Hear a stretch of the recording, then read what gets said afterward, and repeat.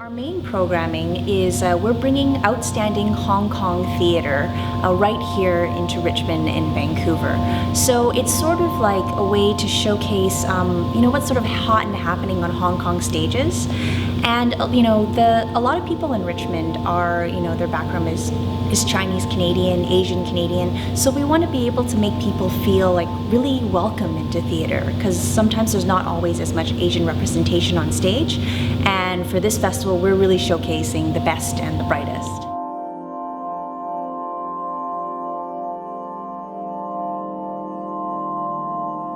Hi, my name is Natalie Tin Yin Gan, and I am the choreographer of the work that we're working on here as part of the Gateway's Pacific Theatre Festival called 9 Doesn't Follow 8.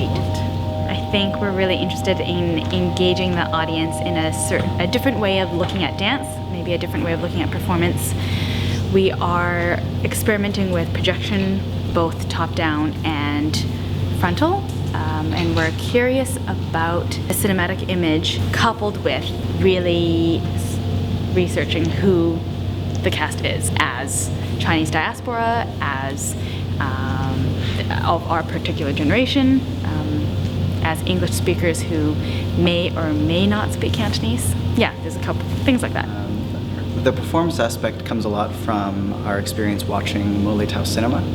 So a lot of films from Stephen Chow, especially in the first iteration of the piece, had a lot to do with drawing from his what was called elastic face, which was very characteristic, very much sourcing from a sort of absurdism. So we played a lot with those physicalities.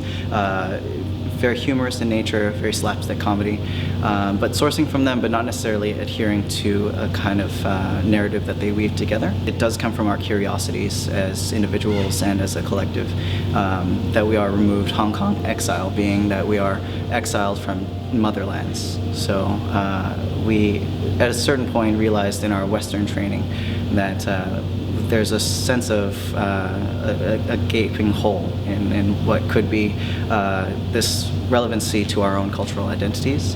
And so that was in content and somewhat in form,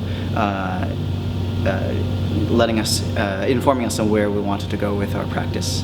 And I would say, rather than a goal, that is one of our objectives in terms of ourselves and how our practices will develop. And in the long term, we just want to keep following that curiosity.